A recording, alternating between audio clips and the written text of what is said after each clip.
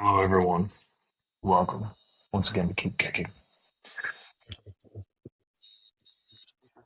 Starts friends today. I'm going to sit down with Bernard, and I had not met him until the recording of this. And he is a wonderful lifelong practitioner of the martial art. And, you know, a fun guy to have a conversation with. I enjoy expanding my network through this process immensely. It's so amazing. I wish that more people would reach out to me.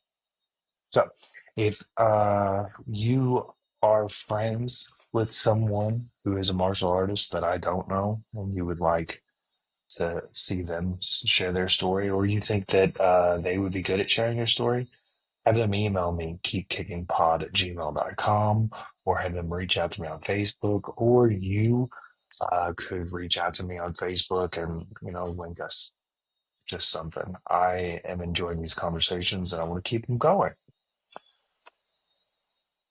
Non-competitive values. The highest value is like water. The value in water benefits all things, and yet it does not contend. It stays in places that others disdain, and therefore is close to the Tao. The value in a dwelling is location. The value in a mind is depth. The value in relations is benevolence. The value in words is sincerity. The value in leadership is order. The value in work is competence. The value in effort is timelessness.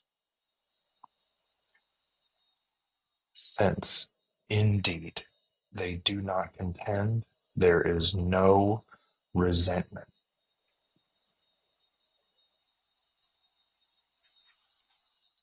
I hope you enjoy this conversation. I hope you enjoy future conversations. If this is your first time, welcome. Sit back, enjoy the conversation, check out some of the others, reach out to me, leave a comment, tell me how you found me. And always keep kicking. Keep kicking, never quitting. Focus sharp like a blade that's hitting.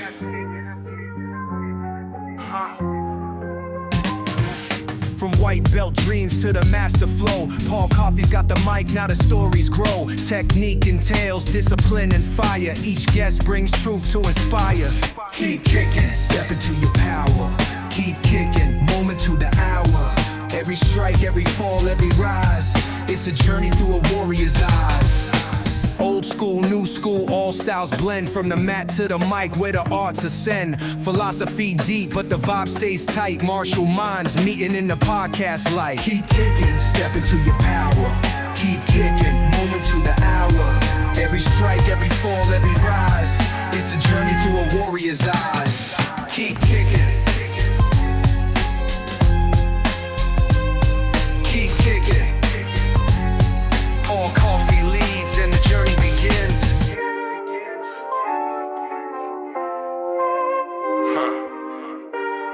Paul Coffey leads and the journey begins.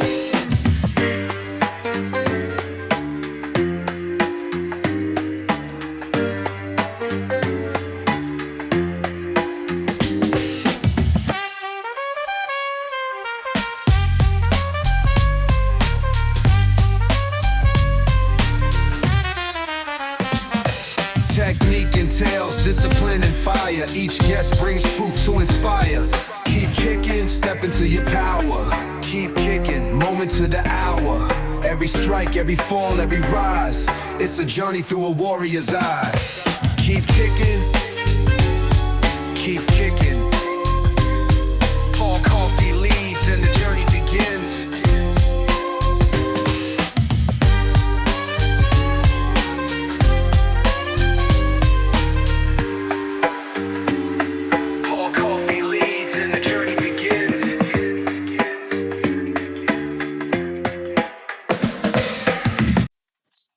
Hello, everyone, and welcome again to Keep Kicking, a martial arts podcast where I have martial conversations with my martial arts friends. And today I am joined by Bernie from the other side of the world. You want to introduce yourself? Go ahead. Hello, everyone. My name is Bernie Leddy. I'm from Ireland, and I'm talking about Irish stick fighting, or Doyle Irish Stick Fighting in particular. Wonderful. Well, when did you get started in martial arts? When I was 8 years old, so it was me and Noah and Moses, because we were very long time ago. I think we got off the ark for a first class. No, it was back in the 70s. I was about 8 years old and got into karate because I loved the whole thing of the idea of breaking blocks with my hands. Because every cartoon on TV at the time was, people breaking blocks with their hands. I thought it's a great idea. I could chop down trees and everything and help my mum out. But it really kind of inspired me to go on a journey, really. I mean, at the age of 8, I started in karate, then I got into kickboxing, and then got into judo, which was one of the loves of my life. Then I got into Aikido later on. When I first moved to England, I emigrated to England when I was 18 years old. I studied Aikido for about 20 years. And I'll give you a clue how old I am. Got to the rank of third dan, which was, a real journey. I was very lucky. I met some great people in Aikido. I also done Wing Chun, and eventually fell into Irish stick fighting, which was my best decision ever. It's the best martial art in the world, and I'm How long biased. have you been doing the iron or the Irish stick fighting? It's about 12 years now. So All right. I wanna know how you found Irish stick fighting as an Irish native in the UK. you're right. I didn't actually found it in Canada, which is even more of a. What? Yeah, I know. I know. The story is that there's two stories. There's the true story and the made-up story, which is far more boring. The true story is, to be honest with you, I got a little drunk one night, and Irish and drinking we don't go well together. But I looked up the internet because I'd had an accident at work. I used to work in the corrections in the UK, or prison service in the UK, and I got injured, busted up my knee. So I had a couple of surgeries on that, and I needed to lose some weight, and I basically was looking. I started going to the gym, and gyms bore me. I quite like punching people in the face. Gyms are quite dull and very, it's same machine 100 times. I'd much rather be jumping around the mat sparring people. So I started looking around, and everything that I found was stuff that I'd done before. So one night I was a little bit tipsy, and I looked up Irish martial arts, thinking, I've like studied the cultures of Japanese and Filipino martial arts and Chinese martial arts. What about my own culture? Is there any? And that's why I Hmm. found battle act, or traditional stick fighting. And the guy I found was a man called Glenn Doyle. So being nerdy, the next day when I sobered up, I looked around on the internet. I looked him up. I researched him, and everyone was saying he's the best. So I wrote to him and said, I want to come and train with you. And he said, yeah, come on then. So I went over there, and he put me through hell. It was fantastic. The best thing I ever done. In Canada, of Oh, in all Canada, places. yeah, yeah. Well, unfortunately, due to the famine, it died out in Ireland. Oh, really? Oh God, yeah. It had a lot of people had stopped fighting. Obviously, if you can't eat, you can't fight. If you Hmm. if you're running around looking for food, trying to find food, and of course, emigration was a terrible thing, but it actually helped us a lot because it helped Irish Stick survive. And Newfoundland, where Mr. Doyle was from, has a great Irish community, and they've actually got what's called the Gaeltacht, which is an Irish-speaking area outside of Ireland. It's the only one. So yeah, it had preserved and stayed intact. So that's how it survived. You know. That's So yeah, brilliant. yeah, I'm bringing it back to Ireland. So that's why I'm here. I'm pushing it, trying to get it back to Ireland. It's getting there. We're getting there. I love that. That's good. So you're not in Mm. England anymore. You're back in Ireland. Back in Ireland now. Yeah, back in County Leitrim. I'm from That's originally from Waterford, next to Waterford Glass, but now okay. I'm back in Leitrim. So Wonderful. So what keeps you going in martial arts? Um,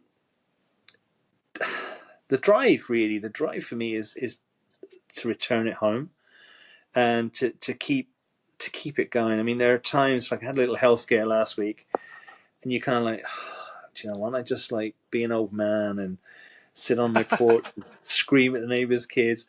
And I thought, this is boring. I mean, everyone does that shit. Right. I want to hit people. So that kind of keeps me going, and it's the sort of drive to return it to Ireland, but also the learning. I mean, Hmm. martial arts, anything that you can meet someone who does a different martial art, and you can sit there and have a fantastic conversation for hours, because you Oh, can talk absolutely. about, yeah, exactly. And as much as we hate each other, which I've never understood, we Because all can my way's right, your way is yeah, wrong. exactly, yeah, exactly. My sensei is bigger than your sensei. Yeah. We don't, it isn't, there's no need for that. We can sit and talk, and we're from the same family. We have the same sports. Hmm. We Hmm. we are so underrepresented in other areas of culture. Um, Hmm. you look in other sort of, you go and look for a martial arts magazine now. Over here, you won't find any. They're gone. Hmm. And I think that's due to magazine stuff going. But the sort of cultural thing, people, is BJJ or MMA, and that's it. But there's Right. so much out there, and Well, no disrespect to them. that's the genesis of why I started this podcast, because I don't think that your way's wrong and my way's right, or vice versa. I think, like, I'm 6'5.5". I don't know how Hmm. tall you are, but I'm probably taller than you.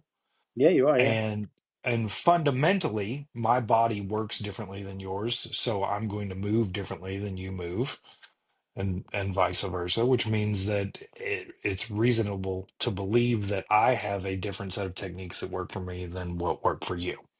So that was exactly. like that's the whole genesis of this podcast, is like, let's bring people together instead of divided. Yeah, exactly. And that's what we need to do. I think that we need to, after COVID hit, there was so many great martial arts schools that closed, and that was, I kind of, and this is awful, right? But I kind of had a feeling that all the con men would suddenly disappear. They would just go, oh no, we can't survive anymore, and all the old schools would survive. But completely the opposite. There was a lot of Right. great schools shut down with years of online schools that have been there for 30, 40 years are gone. Hmm. And yet the con men are still going. And we don't, Right. so. Right. Absolutely. Um, So, how has you talked about working in the prison system? How has martial arts helped you outside of the dojo? It saved my life a few times, that's for sure. Really? I was, I think it's about three times was nearly seriously, someone tried to kill me with knives. And that was fun. It wasn't at the time, it was afterwards. So martial arts is a great, it's it becomes subconscious if you train long enough and hard enough, Hmm.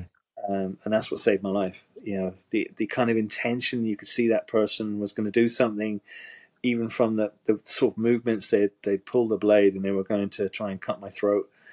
I just knew something was going to happen, and luckily I managed. I was faster than them. So Right. that was martial arts. It also helps you. It helped me a lot when you're surrounded in a room full of prisoners and you're on your own. And you're like, okay, I'm going to take control of this. And and I've been in a couple of riots, and they were quite interesting. And it was martial arts that, again, it gives you the cojones, I think you say in America, to just Yeah. carry on, rather than kind of go, do you know what? Any sane person would go home by now. Right. So yeah, it was a really good life How lesson. rough are the systems in the UK? How are they? What? Sorry, you broke up there for a minute. Yeah. How rough are they? Pretty rough. There's Yeah. a prison Sounds like. prison officer a day gets retired out through injury. So it is pretty. It's not a. It's like 80,000 men, and I think it's nearly the same amount about women now that are in the prison system there. I don't know the full anymore because I don't keep a track of it. But yeah, it is quite rough. There's a lot of gang. Same as America.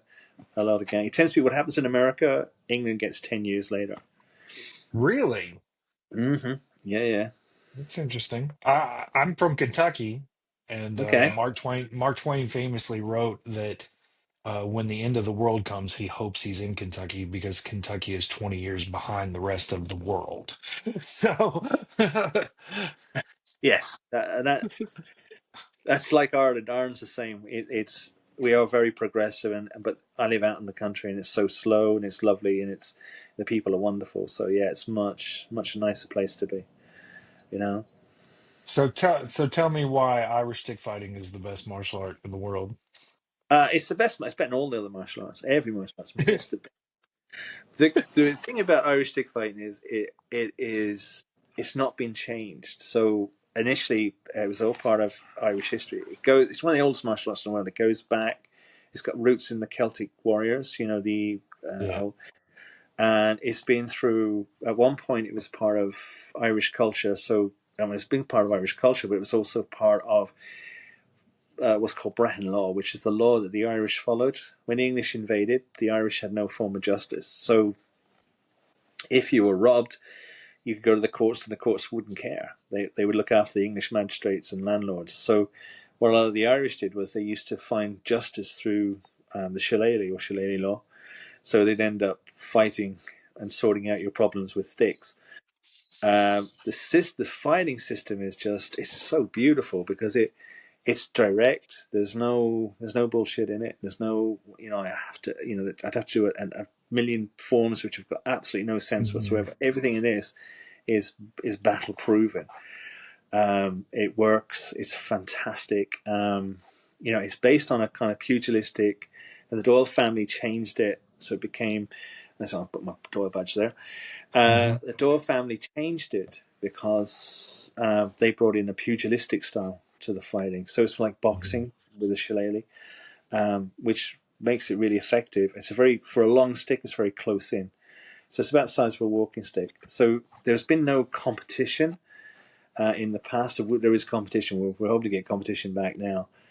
But the competition side of it hasn't changed. So like in competition, you have to start taking stuff out because stuff is designed to kill people. Where it's none of those rules been put in place for hundreds of years. So it's always been, this is how we do it. This is what we're going to do. This is going to work 100%. Off you go. You know, Mhm. um, and so it's very brutal, but it's beautiful in that sense because we say we'd rather hit someone 5 times than fight for them for 5 minutes because you know it's more economical, and also I'm old and fat now, and when I used to be young and thin I could fight for 20 minutes. Now I can maybe fight for 5. So it's a great leveler, it's a great equalizer, and it's got a fantastic history. It's such a beautiful history, you know so yeah, that's why it's better than everyone else.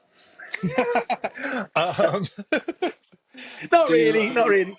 We're all does friends. the yeah does the art have empty hand stuff to it as well? Is it No, all just stick? the empty hand side of it's just boxing. Okay. So a lot of us do. Irish boxing, where Western Yeah, well, boxing. it's more Irish boxing stroke Western boxing. I mean, a lot of the boxing moves in it are from a southpaw Hmm. perspective because the girls are all right-handed. But it's again, it's very boxing orientated. So you move in the same way as a boxer, but you're Hmm. punching with a stick. So you're close in punching. So, for example, we do a thing called a cross hit, where you punch with the kind of the last 2 inches of the stick, but you're close punching. So you're doing a hook with that and twisting your body as you're punching through the jaw. So you're Mm. punching this way, and then you're punching to your hip. So the intention is to punch them quickly, punch them hard, and hopefully they don't want to get up again. But you're priming your body for the next punch. So like in boxing, you roll and you're twisting yourself, and then you're powering, winding up the other side to come back.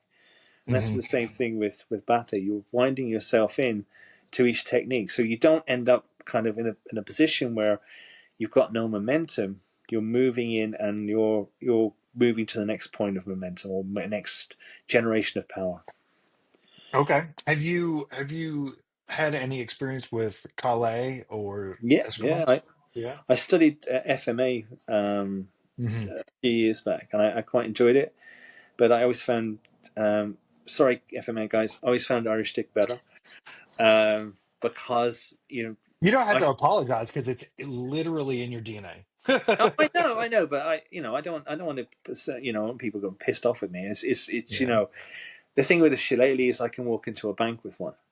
I can walk Mm, in limping if I have to with a shillelagh. Whereas I walk with a pair of cali sticks or some knives, I get mhm, get a lot of company very quickly, and mhm, I end up sleeping somewhere I don't want to sleep in handcuffs. So they're not particularly keen on you walking in with some machetes into a bank. mhm, But yeah, it's not just that. It's culture is part of who I am, but also mhm, it's a lot more explosive. I find anyway. That's my opinion. mhm, You know, um, and it's not as complicated. I think as Cali. Cali is a beautiful art, and there are mhm. so many different fantastic systems. It's just I think this is the system for me.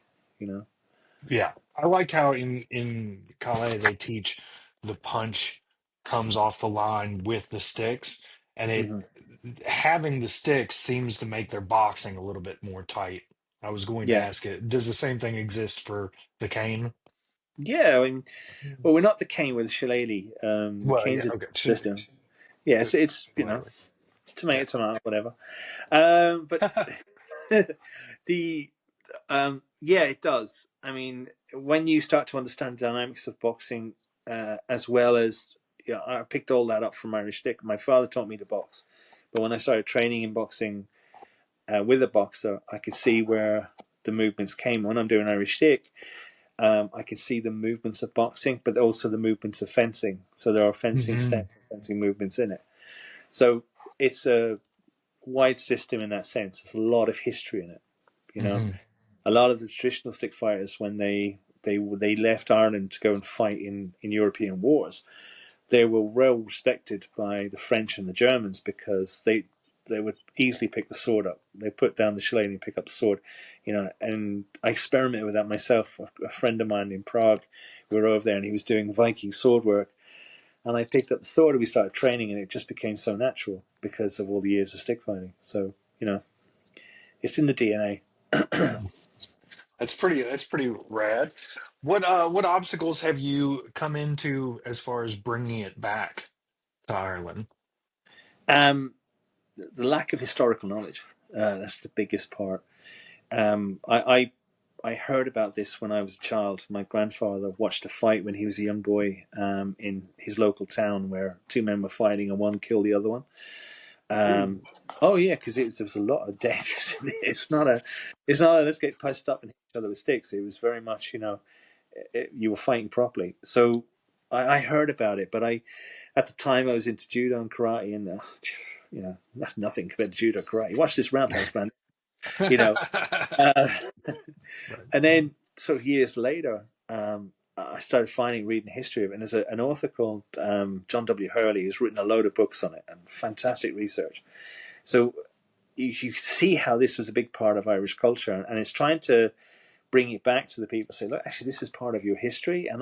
There were some people who will fight it. Oh no, I don't know anything about this. And because of Irish history and Irish politics, some things aren't taught in schools. I mean, when I was a kid, there was not much. There was some parts in history about the Irish revolutions and stuff, but a lot of it was because they didn't want people joining the IRA because that was time of the Troubles.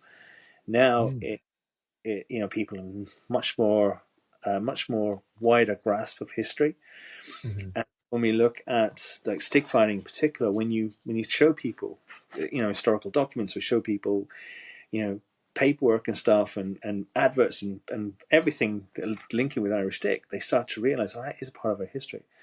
We have a site called Ducas in Ireland, Ducas, and that is it's called the Folklore Collection. And basically, what they did was they said to school kids, look, go home, talk to your elders, because the elderly are always respected in Irish culture. Find out the stories of the local area, find out what they can remember. And I think this was done in the 1920s, 1930s, but it's been continued. And stick fighting is huge on there. There are so many fights and famous, and there's funny stories, and there's sad stories, and there's it's all there. So you put people in that direction, and it starts to re-educate them. So it's part of a re-education process, really. I mean, I've been on national TV, been on radio and stuff like that, and it's again, you're trying to get people interested, and people are interested, but they kind of, with all martial arts, they go, oh great, I can send my kids there, and you're like, well, not really. You can, but Right. not really. Right. Because a lot of people, adults, see, well, when you're a kid, you should do karate or you should do some martial art, and so we'll send them there. It's a great way of babysitting for us, and you think that's great, but it's not. It should be a part of what the kid wants to do. And Hmm. I'm on the right tangent here, but and that's the thing we find over here is people come along and they're either addicted to it straight away, or they're kind of like, no, it's not for me. And I think that's the brutality. So yeah, it's getting it into the culture again, which is my biggest struggle. Hmm. How has teaching helped you develop your art? Um, well, teaching has helped me pass it on. The only good thing about COVID was Zoom lessons, and it was Zoom that kind of got me more recognition around the world, because Zoom was, people could train at home, they couldn't get out. So I mean, it saved a lot of people as well in martial arts. The beauty of it is Zoom taught me to become a teacher. I was teaching for years, but Zoom taught me, okay, you're not in the room with the person. How are you going to transfer the information through a flat 2D Hmm. screen so the person understands? And it's a great skill, and it's all because of Zoom. I've learned that. So Hmm. Zoom, teaching Irish stick through Zoom, has taught me to become a better teacher, um, which I think a lot of Purposeful people with the wording. absolutely. You have to think of that person, and if you're in the room with someone, it's so much easier, you know, because you can see you can see where the feet are, you can see where the hips are, you can see their positioning. Where in Hmm. Zoom, you've got a 2D screen, and I've met people that I've trained, and I've met them in person, and I've gone, okay, right, we need to work on the basics, because but that's not their fault. It's because of Zoom. It's their Hmm. interpretation of Zoom, and you think, yes, they're great. I've got them. Let's, they're really good, and then you meet them and you go, okay, I need to sharpen them a little bit, but they're brilliant. So yeah, so Irish Sticks taught me to teach, and Zoom has taught me to teach better. Love it. Love it. How many do you have like a school or a club now with students?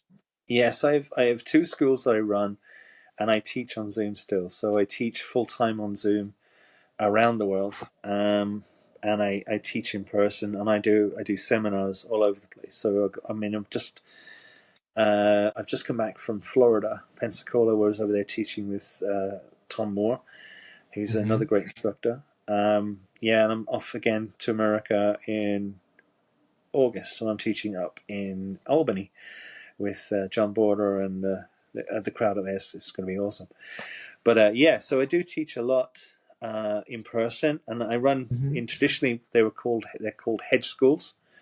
So because the Irish education was non-existent under the British rule, people would be taught in a hedge school. So they would go to a place, out of the way, hidden off where no one could find them, where the kids could get an education.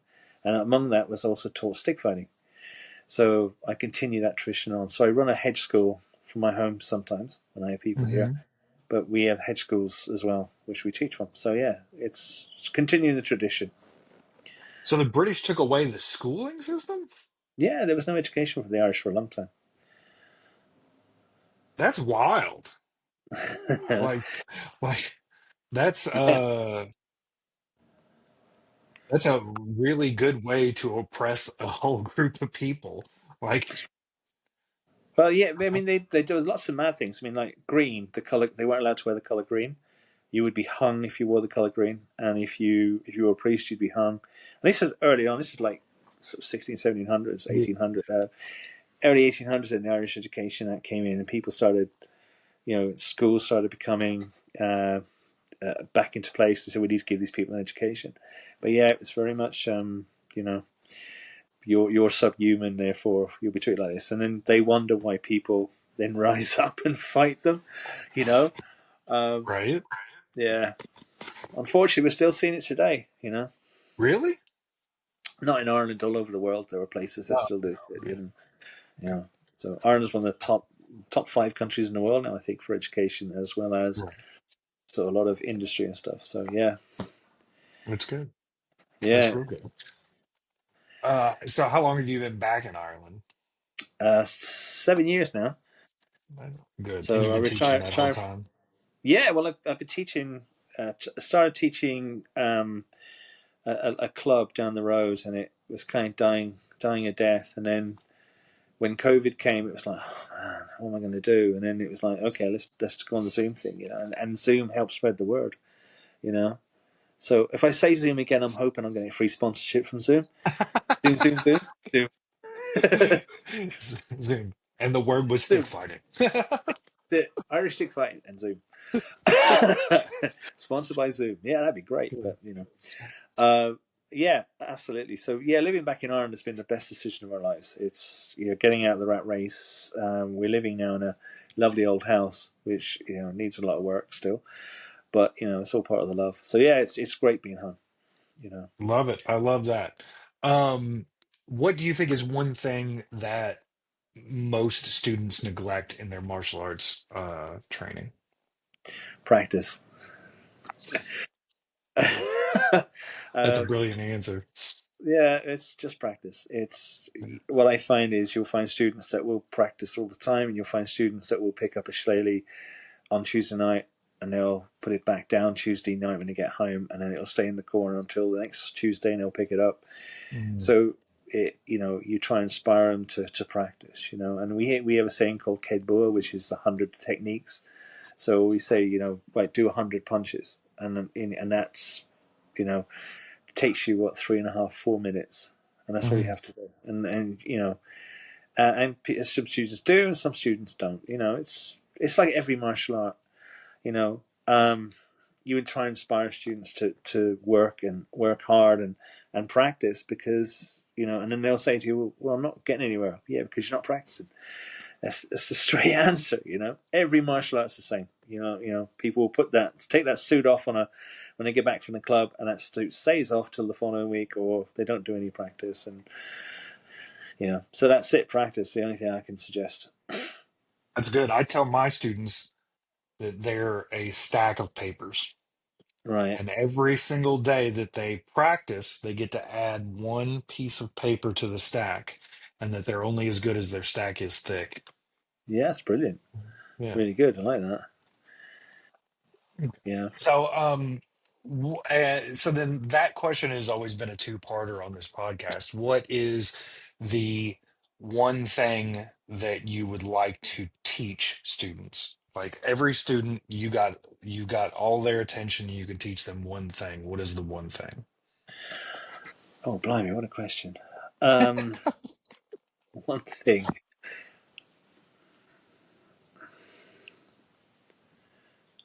I think if I could teach students to respect, I think would be the thing. I think that's an honor. Honor is the thing. I think actually leave respect. I take honor. Honor is something that seems to be missing in the world at the moment. And I'm not getting I political hadn't here. noticed. Yeah, I know, isn't it? Sorry. So one Okay. thing I'd like my students to have is honor and respect for others. Hmm. We're very diverse in what we do, and we have people from all nationalities, all sexes, um, and I don't care who you are. You come into the dojo or come into the hedge school. We train and we leave as friends. Hmm. And you know, with the Doyle style, it's the Doyle family style. So we try and emphasize the family bit in that we all look after each other, and we have people who've made really good friendships. Like every martial arts dojo in the world, people meet, they become friends, and they're at Hmm. weddings, and that's But honor is the thing I think that's missing in the planet, and it's something I'd like to put back into the planet, so people can honor themselves, their family, and their friends, and their community. Uh, Yeah, wonderful answer. I think that like part of the honor is in the tradition and in learning the history of it, like the fact that you're leading with the history and leading with the story is really important. I yeah, absolutely. most Go ahead.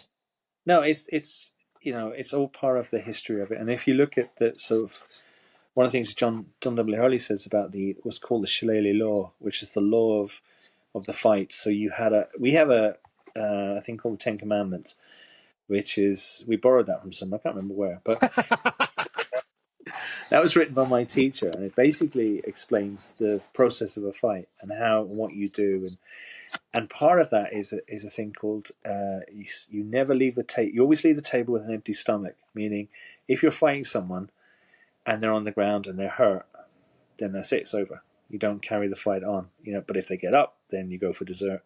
It's that kind of view of, and that's the honor system, because it wasn't the system, and it was our only way of there was laws about the fighting. So you fought hard, you fought well, and you told them this is who I represent, and if you want to continue this, we'll continue. It's all very respectful. I think in the today we don't have that. It's you people on the internet being very very tough and hard when they're 100 miles from somebody.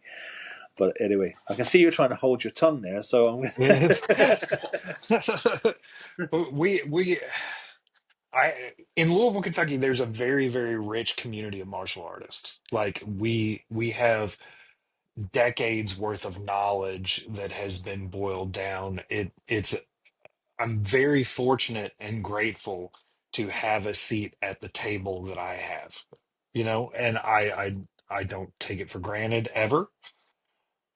And of those individuals, there are several of them that they do the Zoom thing, they throw things on YouTube, they throw them on Mhm. various social media platforms, and about 30 seconds after a video is posted, someone will call them out for bullshit. It's like, or you could also come to the school and have a conversation about this, Yes, very welcome. Yeah, Yeah, yeah. One of my good friends, his classic response to any negative comment, he just posts, and underneath the comment, he says, "The school address is in the about section of this post." Like, just come on down, come on down. yeah. So, I want to ask you, do you have any students that study your art for the historical preservation, for the concept of the technique? They don't have any fighting inclination at all, and they just No, want to do it for the culture? we have a family who trains with us, and they found out after starting it that they were linked to their ancestors were actually famous stick fighters in the area. Well, So that's they cool. do, but they love to fight, and the thing is with it, it's not a case of come along and let's all dress up like Irishmen and we'll wear caps and we'll talk like Darby O'Gill and we'll jump around and we'll talk about Lucky Charms and shit. Basically, what we do, it's all about the fight. It's all about because it's a martial art and the system is Right, not right. designed to prance about and be kind of Mhm. it would be great. Like not Aikido or something like that where we spend hours, but then physically there are people who come who couldn't do a competition or a fight, but they could use it to save their lives or protect themselves. And Mhm. that's to me. I don't care about fighting. I don't care about competitions. I've done all my fighting. Thank you very much, and I've done a lot of very realistic fighting. But to me, it's about if you come and whatever you put into it, you're going to get out of it. And if you want to come there and learn to fight and protect yourself, that's fantastic. If you want to learn to fight to bring in the culture or go into the historical side, crack on. But you will be sparring with it. You will be fighting with it because it's a part of our history. It's a part of who we are. So Mhm. you will be doing it whether you want to or not. But respectfully, to their ability. I'm not going to put someone who can't sort of who's disabled and can't walk properly against someone who's super fit and running around like a lunatic and swinging, hitting everything. So no, we don't tend to have that. We don't have um, the kind of historical buffs who just want to dress up Mhm. and punch the air. We have to punch each You other. you get that a lot in traditional karate and traditional like kung fu arts, like Shaolin Kempo. You get Mm. some people that just want to be, they're almost like curators in a museum where they're historically preserving the form or the technique or whatever. I think that's brilliant. I think that you need people like that to make the art survive. Yeah. Um, and I think what happens is you get to a position in martial arts where you people are doing that. But if you don't have people doing that, when everyone turns 35 and their limbs start to fall off and things start to break and don't bend the way they used to, then that system starts to dissolve. In 10 years, Hmm. the system would be gone if everyone just did that. So you need those Hmm. people in the system. Um, but I think you need a balance as well. I think you have to remember it's martial art. You know, um, you find a lot of people like dress up in Captain America stuff and run around like some sort of superhero. Because you do martial art. I can throw somebody. I must be an Avenger. No, you're just Derek from accounting. Well, that's I think that's why MMA is so popular. Yeah, You know, it gives people a reason to wear a cape, so to speak. You know? yeah. Tight shorts. Yeah, everyone loves tight shorts. Yeah, Yeah, yeah. They're good. They're good for holding your stomach in. Is what they're good for. exactly. Uh, Yeah, I mean, there always has been martial arts that just been about the physical side and beating the yeah, crap out yeah. of each other. There always has been, even going back centuries. Hmm. Um, I think just now we are very fortunate to have different styles of martial arts and people want to preserve them as they were, and that's fantastic. Um, I think where MMA comes in is it's an instant fix. So whereas Right. before, you had to train for years to get to a position where you could fight. Now, oh no, come in, we'll do it in 6 months, and you can, yeah, Somebody that's been doing it for a long time, it just always seems so quick, too quick, Hmm. too quick.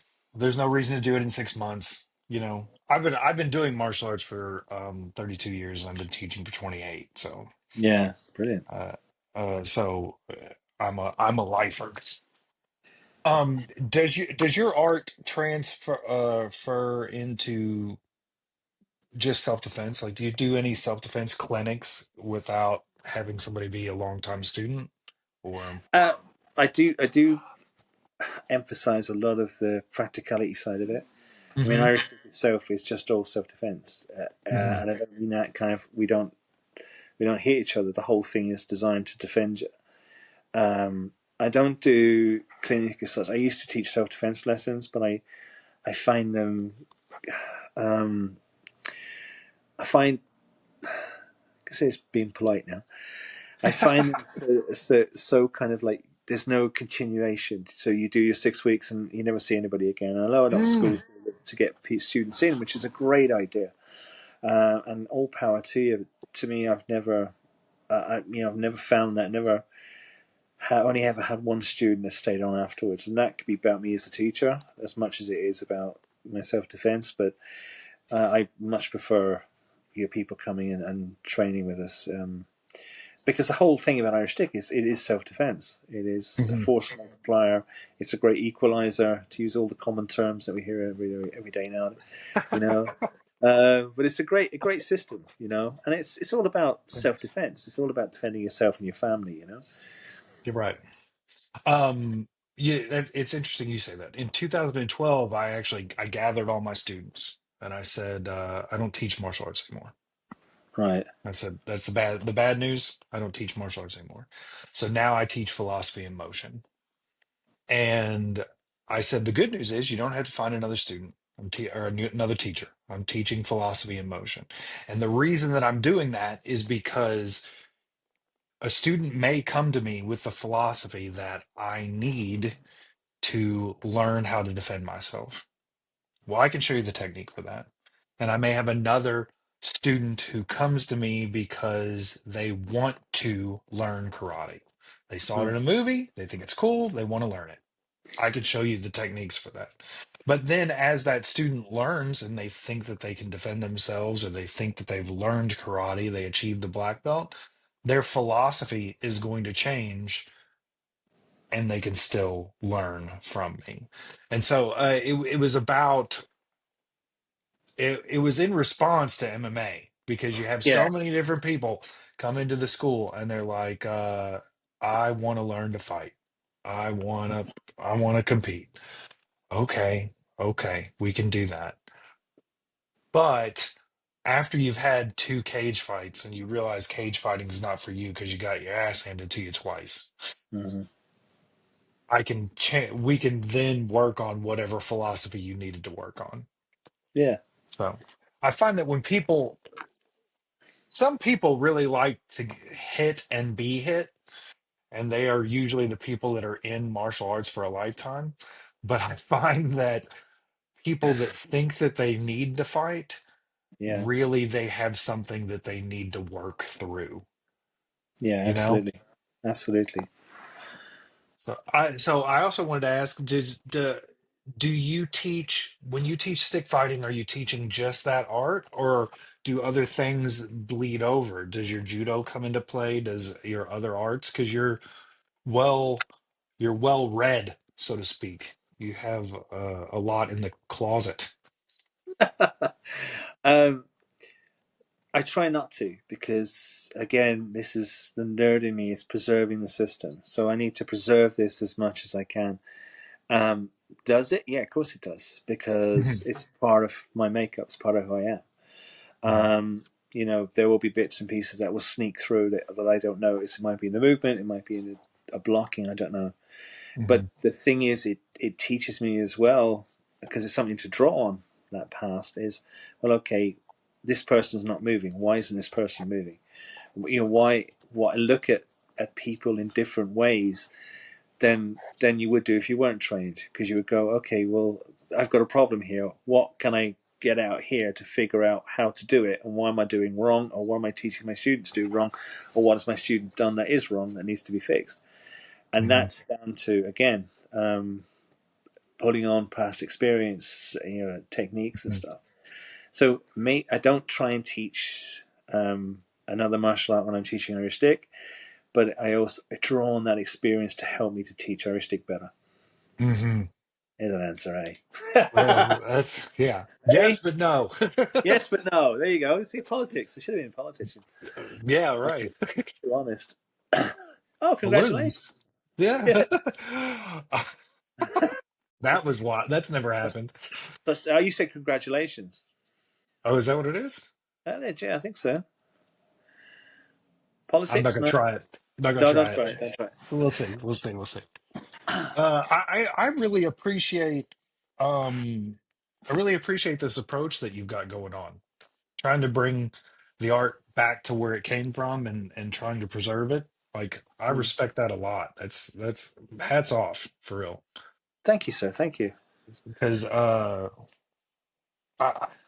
I also like it kind of hurts my feelings that it died out, that it's not Mm. there, you know? Like in my time as a martial artist, I've been very fortunate to, meet some of the Gracies and learn jujitsu from them and meet some capoeiristas who are from Brazil and learn, and I don't teach any of it. I don't claim a lot of it, but I'm very fortunate to get very, very finite, very close to the subject matter and close to the material as far as some of the, like Wing Chun, the Wing Chun that I've learned is Wu Fa Ching Wing Chun.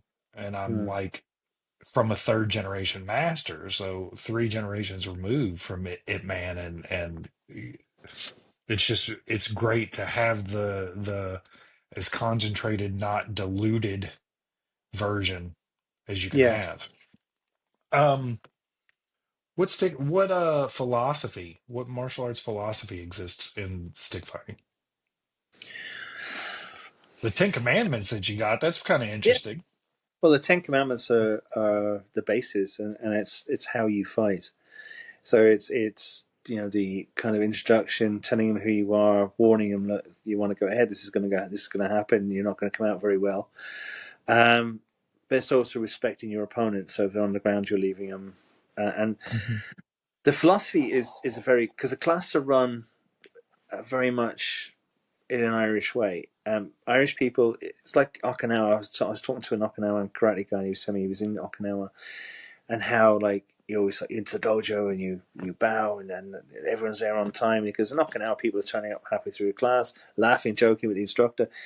An Irish stick is to me is the same way. It's done in an Irish way. It's a place where people want to be and they want to come down and they want to learn and that's my philosophy on that is that learning through fun, learning through which you're going to punch someone in the face, at least be laughing when you do it.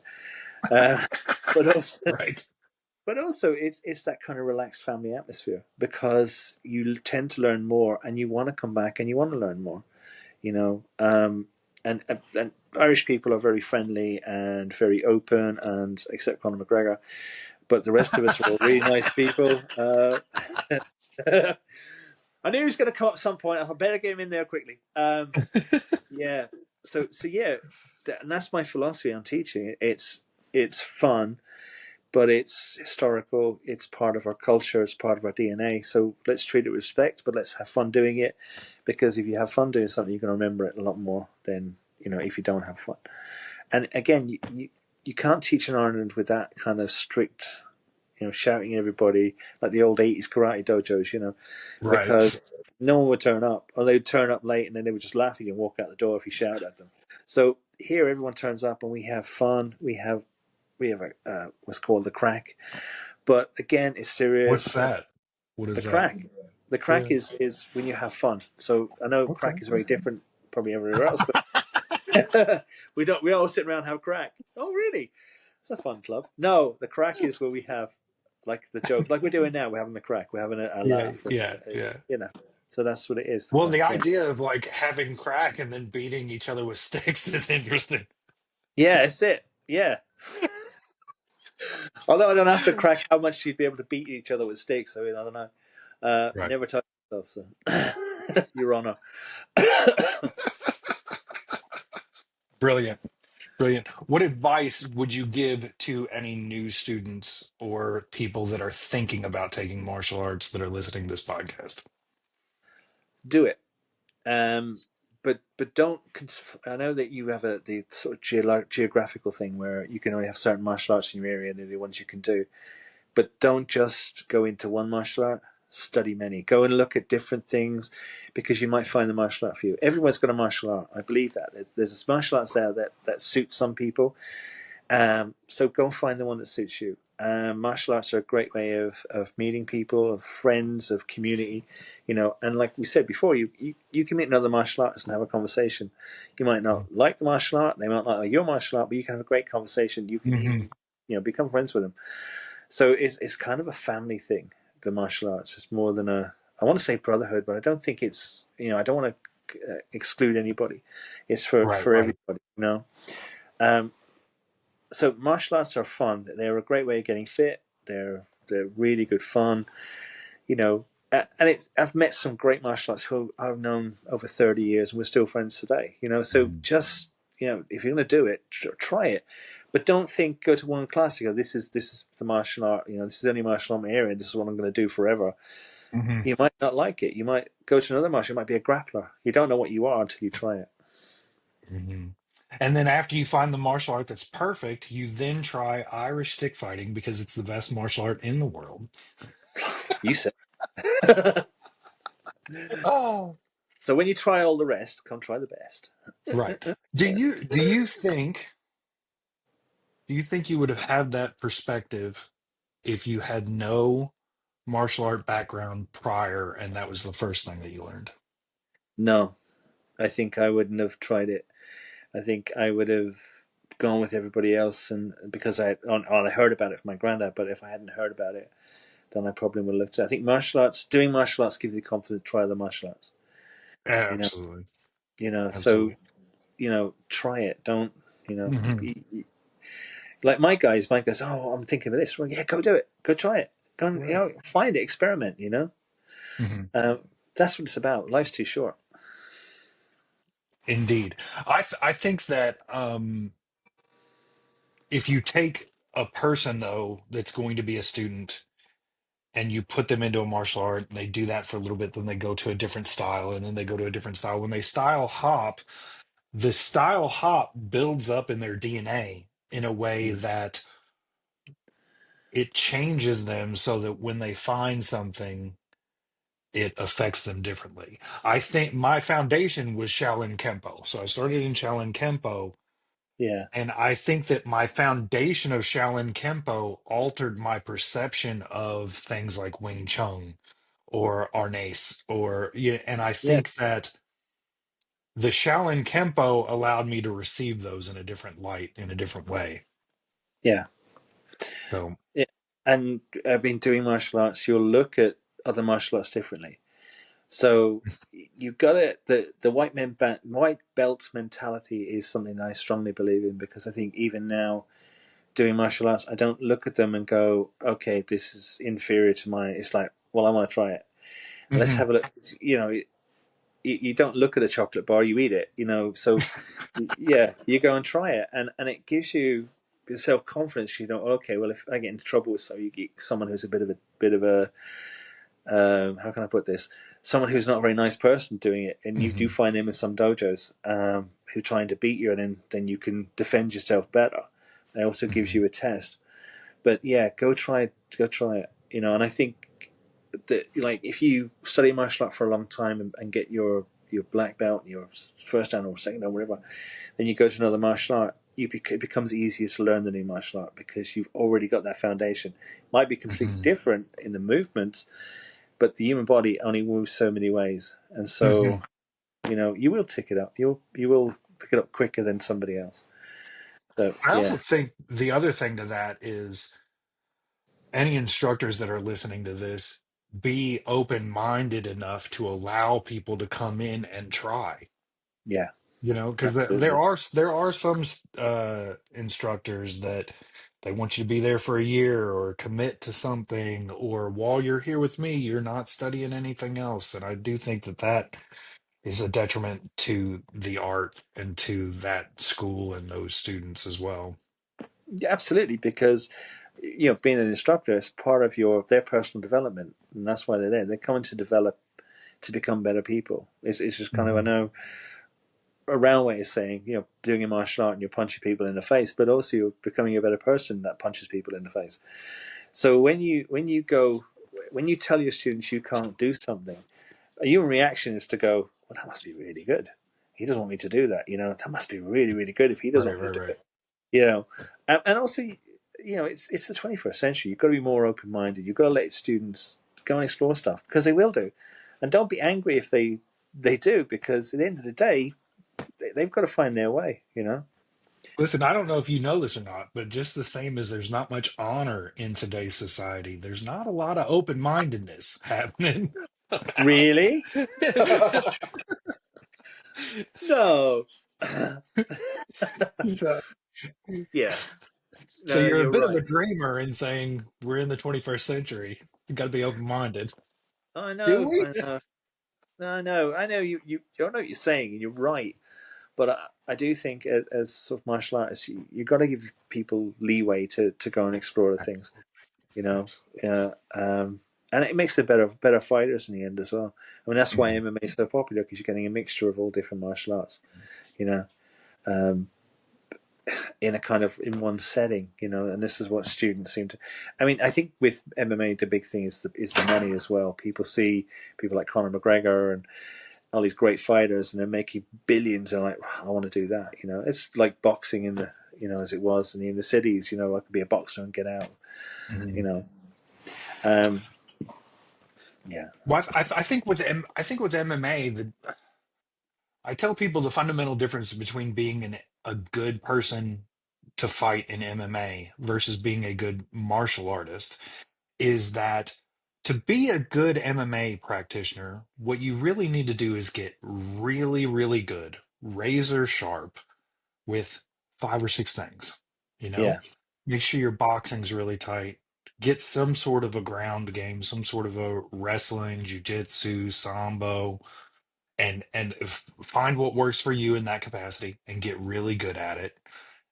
Get really good at some sort of felling or throwing, like a judo, and just hone those in, dial those in, dial those in. And if you approach MMA in that capacity, you could probably go from not being a martial artist to within 1 year doing okay as an amateur. Do you know what I'm saying?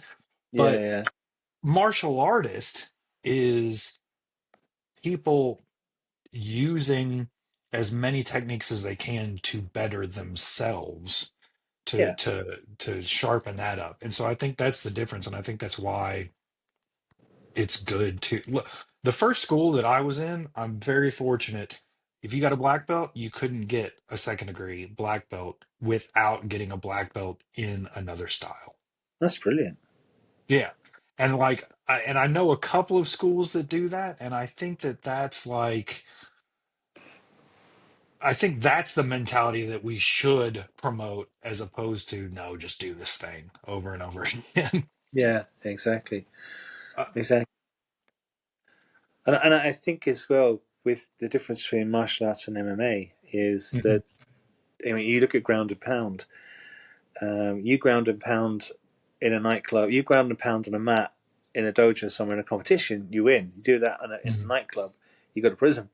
Right. You're pounding someone's head into the concrete. So you haven't. You know, martial arts teaches you, okay, that guy's had enough. Like I said before, always leave the table with hunger in your stomach.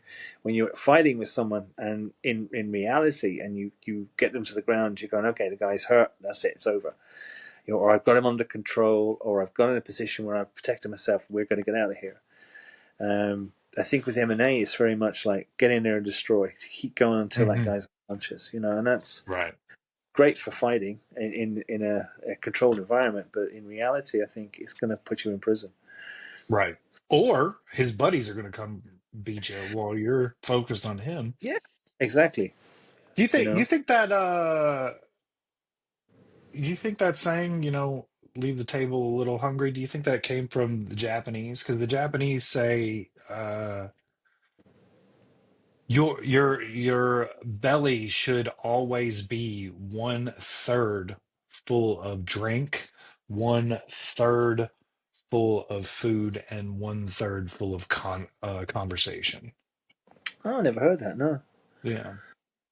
So no. they like that's in the Hagakura, and the conceptually the idea is don't ever drink to the point of losing control. Don't ever eat to the point of satiated and Yeah, bloated, exhausted, and don't ever forget to be present with thought, conversation, expression. So conceptually it was that we always want to have that balance of all three. yeah, that's brilliant. Yeah, that's really good. I think it. Well, from us, I think it comes probably from the old fighters. If you're fighting someone, don't kill them unless you really have to. As there's a lot of paperwork. A lot of paperwork. Yeah, It sounds like stick Irish stick fighting comes from a very rough time in the country. yeah, it does. It does. It does. Your It law, was. the law system was, if I do this, I'm going to get beat to death with a stick. Yeah. And And then you're like, if I well, it comes from the sort of Celtic thing. I mean, there was faction fighting, so you would fight. You would fight sort of in a gang, or you would fight. So if you're, and this goes back to Celtic warfare. Celtic warfare would have been used in the sort of, you're protecting your townland. So your townland, in Ireland, you have what are called townlands, and there are different areas where, like, suppose like parts of a city. You come from the north side or mhm, the south side. It was the same mhm, idea, and they would protect each other, and then you would align yourselves to families that would protect. So the faction fights were all about that. So if someone done you wrong, you would go to your faction and say, "Listen, this guy's done this to me," and they go, "Right, come on, let's go sort it out." And all you go down there and sort it out. But then you had fun fights. You'd meet at a fair, and you would have a fun fight. You would have you would fun meet up, fight. and fun. So you'd have fun. You'd meet up, and there might be, and the rules were different. You wouldn't be killing people. You'd be just bruising them. So you might turn up, and there might be sort of 20 on one side and 15 on the other. So you would split them up so that you would in even numbers. So you might Mhm. arrive there with your friends, and then you're on the other side fighting your friends. But it's for fun. So you'd all be in the pub afterwards talking about the bruises and showing the scars and stuff because that's what it's about. It's just a That's way. fine. The other one where, I called somebody a prick and now his whole family's coming Yeah, after me. yeah, That's not. That's it. I mean, obviously you would call them a prick and get, they wouldn't kill you for Right. that. But if you Right. stole Right. you stole cattle, or you've done them bad in a deal, or Right. you offended them or something, and you have, like, I remember when I was a kid, there's a town near me called it's gone right on my Ballynaneen. It's a lovely little village, Hmm. and there was a town near us called Sligo. Not Sligo. What am I talking about? There was Stradbally, which is further up the road. Hmm. When they met at football or hurling, they absolutely they used to tear into each other, and like you would have, like, even the fans would be fighting.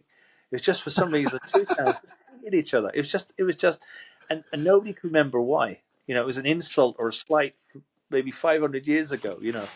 Um, so yeah, it's, I suppose it's like the rivalry you get between different football teams, and fans would hate each other and stuff. So, yeah, my wife's going to tell me. Sorry, what time we got to pick Ozzy up? Just any minute now. So just give us a minute. Okay. Yeah, no worries. Sorry, it's my wife. My dog's in the groomers. All Uh, good. yeah, absolutely. So yeah, it was all about, it wouldn't be just like, oh yeah, he called me a prick, or, you know, um, he's not good crack or something like that. It would all be kind of, this is something quite serious. And there's no point going to the law courts because you're not going to get anything. So let's go sort it ourselves. You know. I love it. I love what you're doing. Thank you. That is about our time. So, is there any place or places where people that are listening to this could find you if you want to be found, et cetera, et cetera? Well, we have a site called Doyle Irish Stick Fighting. That's Hmm. Doyle Irish Stick. Look it up, or look me up, Bernie Leddy, Leddy, online or on Facebook. I'm happy for people to reach out to me on Facebook. We have on the website, we have classes and schools all over the world. So go on there, have a look, and if there's a school near you you want to practice, if not, reach out. We can do a Zoom, and we'll get you on started. Okay, Yeah, and you're all cheers. I very like it. welcome. Yeah, Yeah, thank you and very I much. will I'll make sure I put the link in the show notes for the podcast so that, you know, Oh, people brilliant! can Thank you. get them easy. So I thank you for having this conversation with me, and also as such for having the conversation with me. You're now part of my martial arts journey, and I appreciate Oh, that. thank So, you. okay, thanks everybody for listening, and keep kicking. Thanks, Paul. Thank you. Thanks for listening. Another great conversation. Another connection that I have that expands my martial arts journey. Same as you all right here, right now, listening to this podcast, expanding my martial arts journey as I teach so that I can expand thought to new perspectives and to get that feedback from those perspectives. I'm eternally grateful for this journey that I'm on. I'm eternally grateful for these conversations, for anybody that listens. And I'm eternally grateful for the week that I had. It was a wonderful week. I hope you all had a great week. I hope you make it a great week. Bye. Keep kicking.